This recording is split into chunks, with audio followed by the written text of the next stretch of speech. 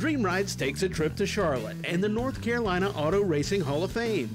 We'll see the best of the best the state has to offer.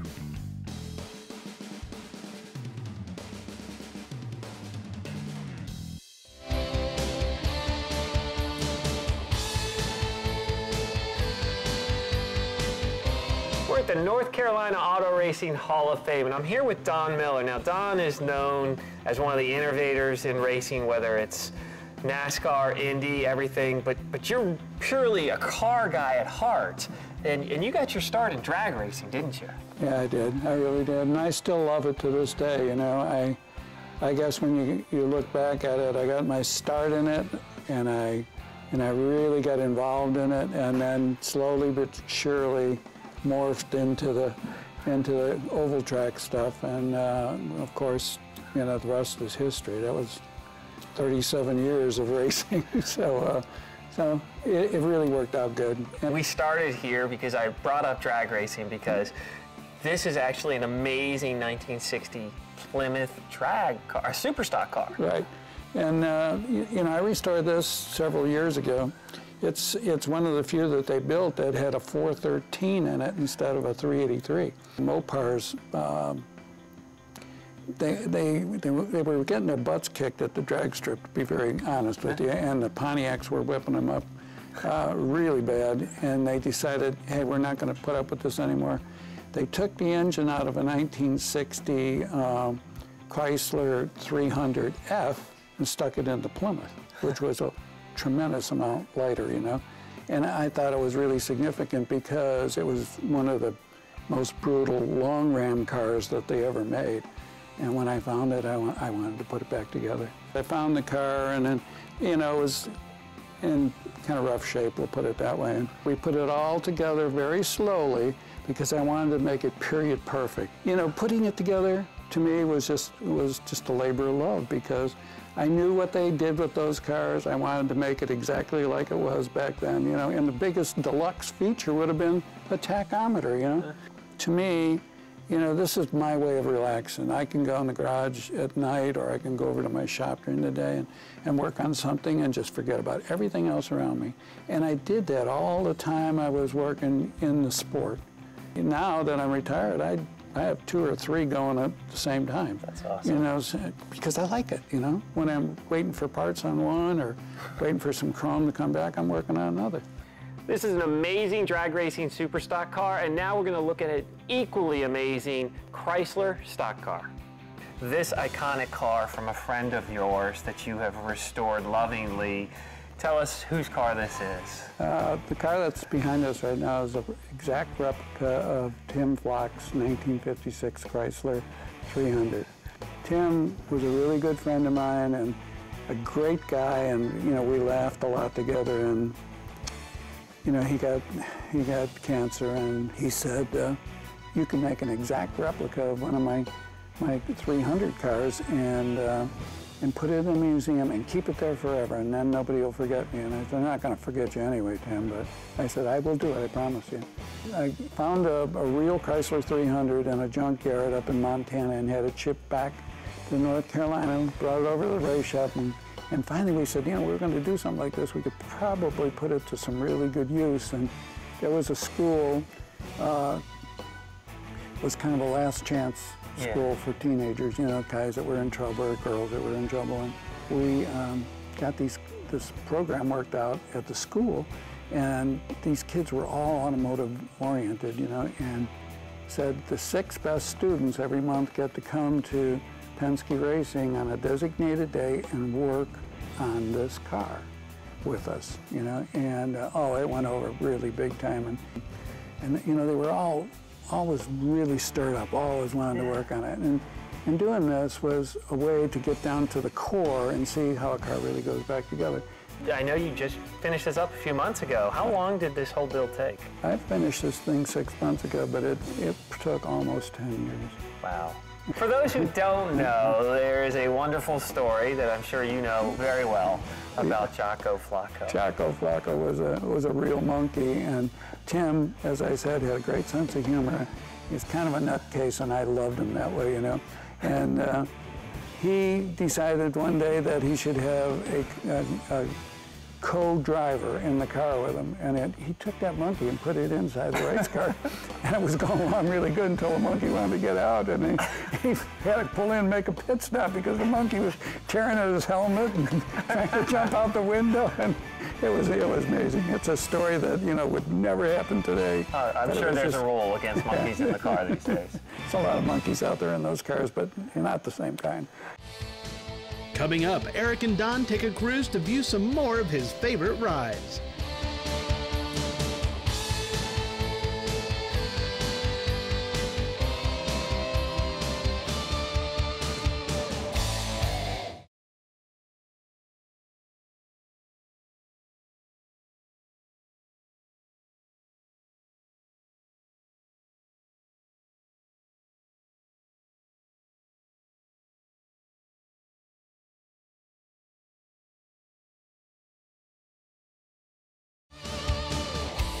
This edition of Dream Rides, presented by Steel Rubber, is being brought to you by Aeromotive.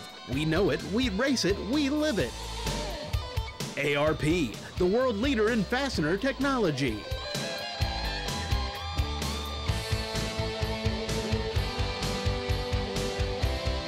And by Steel Rubber, quality crafted rubber parts and weather stripping.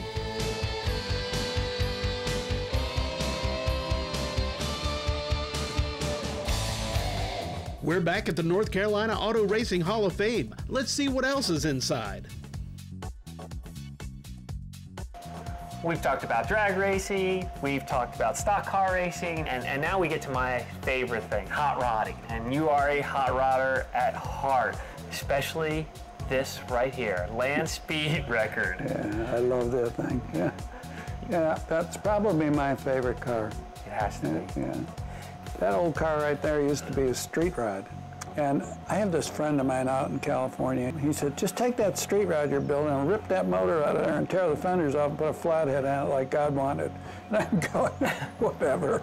And one day I just said to myself, you know what? I think I'm going to do that. You did? And I did. I took it all apart, sold a Chevy motor, dug out an old flathead I had and started, build a race car. We took it out there, and I was totally disappointed. It ran barely like 103 or 104 miles an hour, and I was like, oh my God. So we went back to the shop, and I took it all apart, started all over again. Got it where I needed it, where I thought I needed it, and went back out. And that year we ran 139 miles an hour, and the record was 140 something, 141 or something like that. And then it rained and we didn't get the chance to go any further. So went back again and started doing it again. You're not competitive. No, no, I don't care. I'm not gonna let that lousy salt beat me, you know. I went back out there and this time we put 300 pounds of weight above the rear axle because it was so slippery, the rear wheels were spinning. You know, at full throttle at 140 miles an hour. So how do you put 300 pounds of weight back? Who do you put back there? I put weight boxes and we put them above the axle, you know, and bolted them in. We went back out there this time and we ran 153 miles an hour and change. Actually a little bit quicker than that, but that was the official time. And that was the record. So that kind of cemented the whole thing. It was quite an experience. It was a lot of fun, but there's a lot more to it than I ever dreamed of. Let's take a ride outside for a change of venue.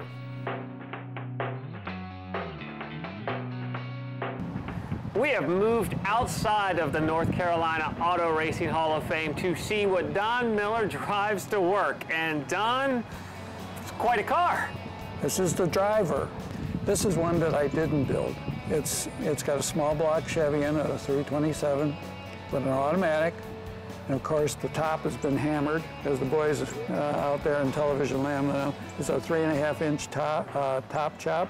It's got a manual top, just like they used to do in the old days, and rolled and pleated interior. We need to take a ride in this. Why don't we take a ride? Do you have anything else you want to show me? Yeah, you know what? We could go over and I could show you a few more cars. I only have some of that I finished and just sitting around now. That'd be a good thing. I think that's a great idea. Let's go do that. Get in, strap your belt on, and put your helmet on. We're going to go. Don, I appreciate this. This car is gorgeous. Oh, thank you. Now, you're going to take it easy on me, aren't you? Oh yeah, I'm a very law-abiding citizen. Yeah. Especially when I get in this thing. Because right away, Now listen to that. Right away, this thing attracts a lot of attention, man. You mean it's not me? No, it's not you. There goes my ego. We'll just back her up and head on out. So we're going to head to your garage, which isn't too far from the museum. Right, it's about 5 miles, 6 miles. That's not a nice bad. little ride, but you're going to enjoy it. I am positive that I will.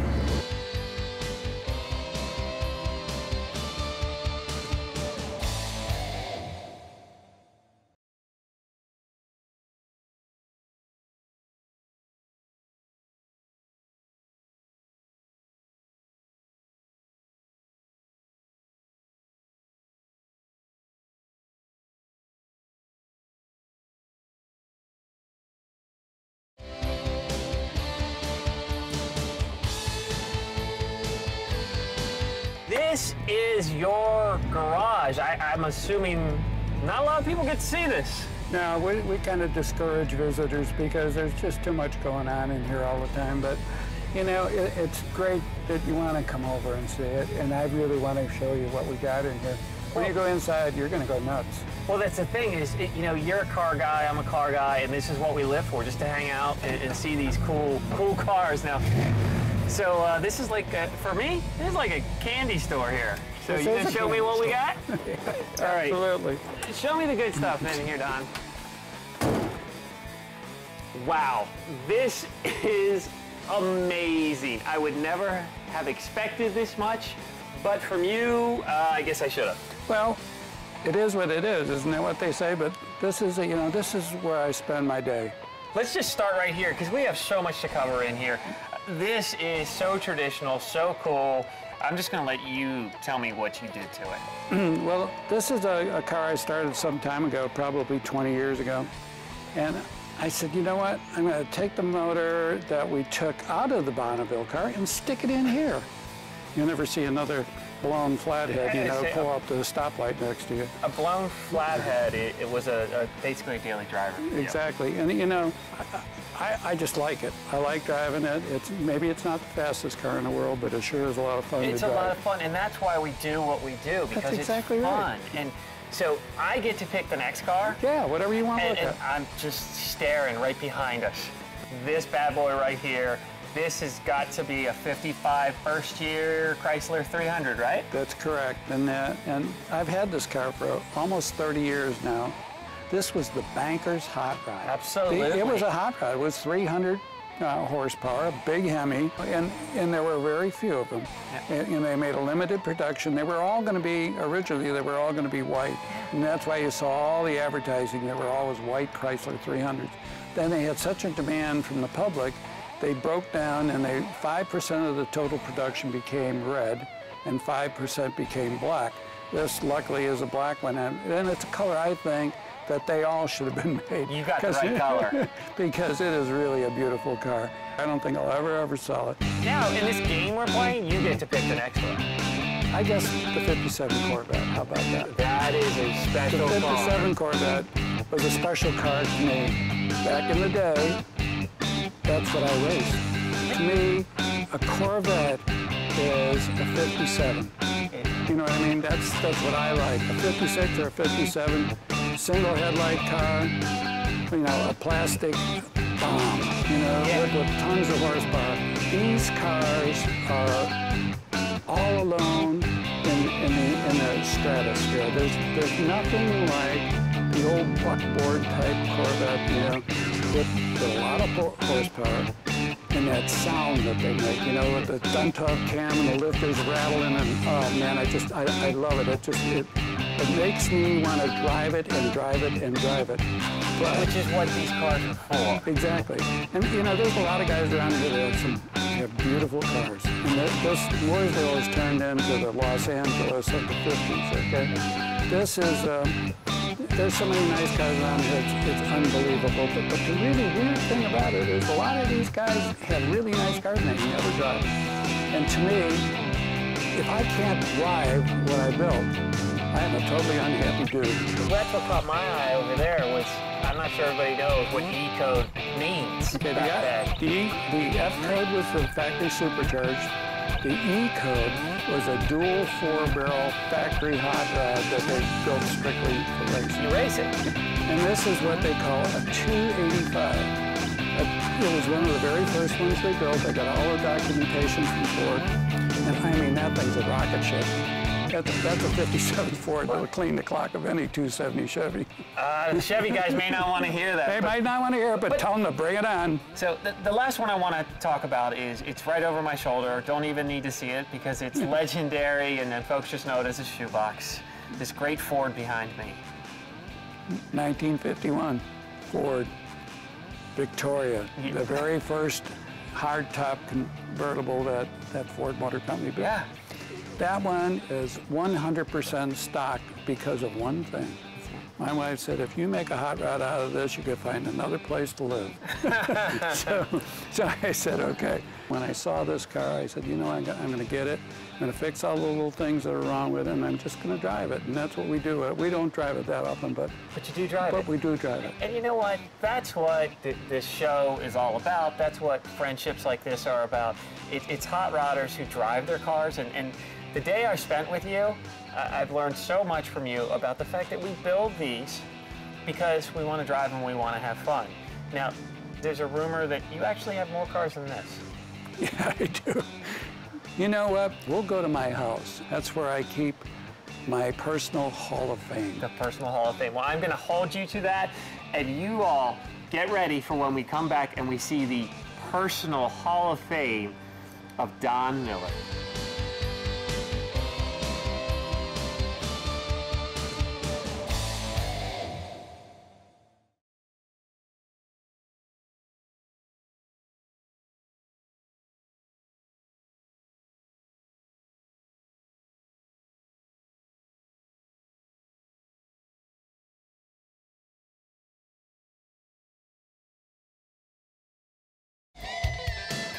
This edition of Dream Rides, presented by Steel Rubber, is being brought to you by Borla, the world's most winning exhaust. Wizards Products, make it shine.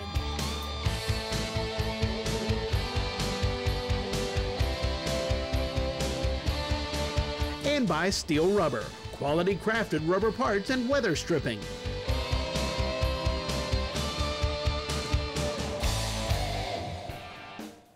Welcome back to Dream Rides. Don and I just finished taking a ride in his gorgeous Mercury, and we've been to his museum, we've been to your shop. Now, you invited us here to your private garage. Thank you. This place is amazing, but I want to start with the first amazing car, the Chrysler over here. The first amazing car. All right. I'll tell you, that car I did because one of the things, you know how you grow up and certain things stick in your mind. And I remember when I was a little kid, you know, probably 7 or 8 years old, when I'd go out to the garage and open that door up, and there would be the big shiny grille of a 1930 Chrysler, you know, and that was my dad's toy. So I come by this stuff pretty naturally. So over the years, I kept thinking about that car and thinking about it, and I found some pictures of it.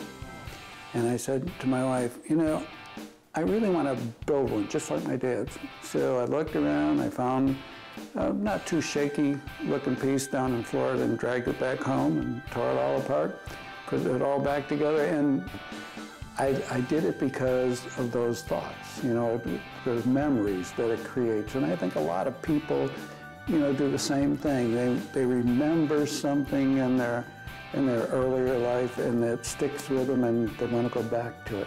We came up in a Mercury, but you've got another Mercury in here that's also a driver, but she's packing a little something extra. Yeah, that's one of my drivers, and that's one of the fun cars I own to drive around, because people look at it and they go, oh man, so that guy's stuck in the 50s, you know?